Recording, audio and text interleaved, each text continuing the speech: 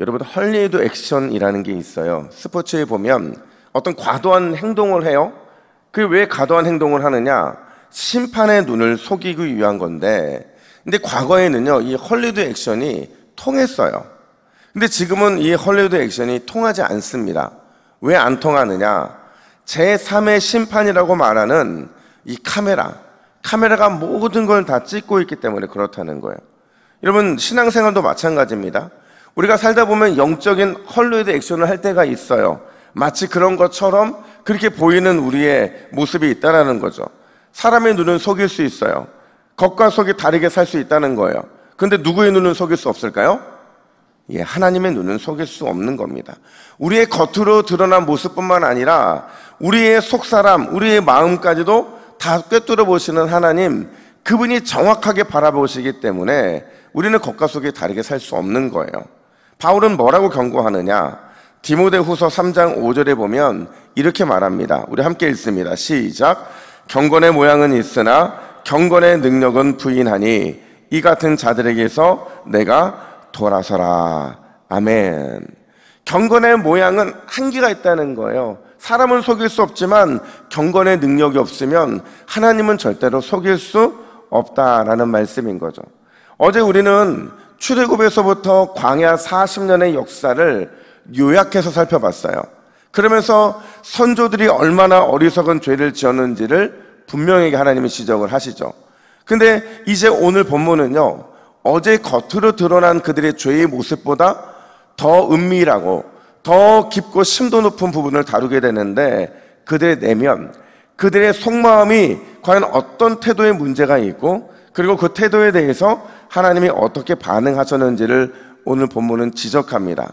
첫 번째로, 여러분, 광야의 백성들은 왜 은혜에 대해서 끊임없이 배반하고 끊임없이 불순종한 태도를 보였느냐? 그 이유는요, 바로 갈대 같은 믿음 때문이라는 거예요. 여러분, 갈대 같은 믿음이라는 게 뭘까요? 야고보서 1장 6절은 그 갈대 같은 믿음을 이렇게 설명합니다. 우리 1장 6절 같이 읽습니다. 오직 믿음으로 구하고 조금도 의심하지 말라.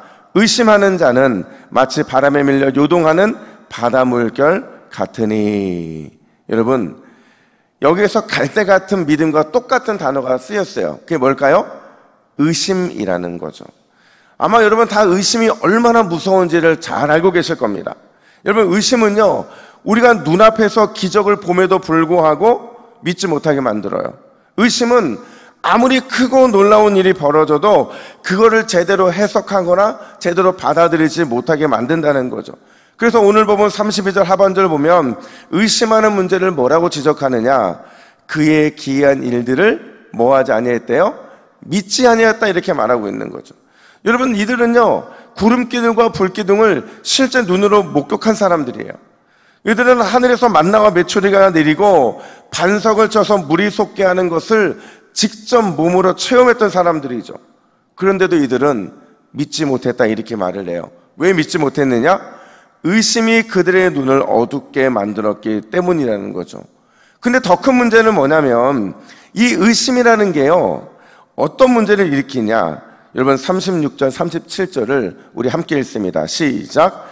그러나 그들이 입으로 그들에게 아첨하며 자기 혀로 그에게 거짓을 말하였으니 이는 하나님께 향하는 그들의 마음이 정함이 없으며 그의 언약에 성실하지 아니하였음이로다.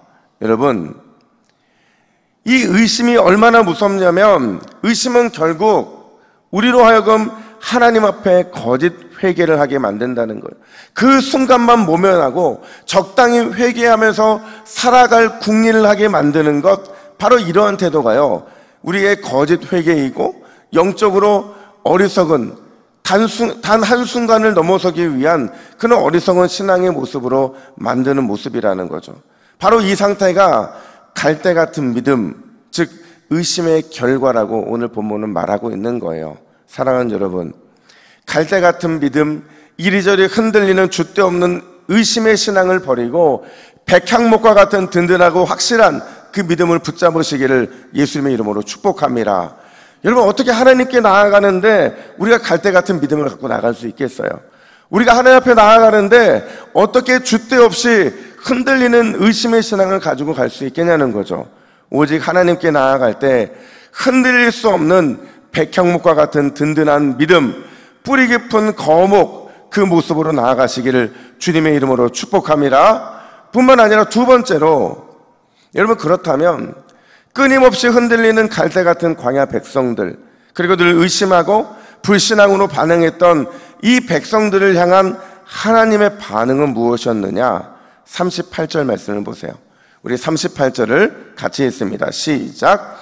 오직 하나님은 긍휼하심으로 죄악을 덮어주시어 멸망시키지 아니하시고 그의 진노를 여러 번 돌이키시며 그의 모든 분을 다 쏟아내지 아니하셨으니.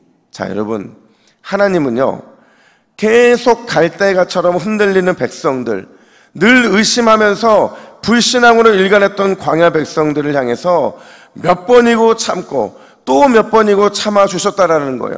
충분히 진노하실 수 있음에도 불구하고 진노를 돌이키고 인내하셨다라는 거예요. 왜 그럴까요? 왜 하나님은 참고 또 참는 것이고 왜 하나님은 진노를 돌이키고 인내하시는 걸까? 그 이유는요, 우리 하나님이 어떤 하나님이기 때문에 그래요? 긍휼의 하나님이시기 때문에 그렇다는 거죠. 여러분, 긍휼의 하나님이라 하시는 거는요, 절대 죄에 대해 가볍게 여기시거나 죄를 아무렇지도 않게 여기시는 의미가 아니에요. 하나님의 긍휼하심은 철저하게 죄를 덮어주심으로 나타나는 거죠. 누구를 통한 죄의 덮임을 나타내 주시는 거냐? 예수 그리스도의 대속, 십자가의 대속을 통해서 죄의 덮임으로 우리를 날마다 덮어주신다라는 거죠.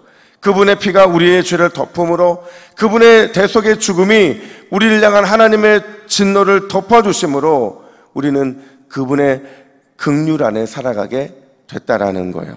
여러분, 그렇다고 한다면 우리는 날마다 우리를 덮어주시는 십자가의 예수님만을 바라봐야 될 줄로 믿습니다. 그분의 십자가를 향해 믿음으로 바라보는 말미암아 날마다 하나님의 긍휼이 우리의 삶에 나타나도록 기도해야 될 줄로 믿습니다.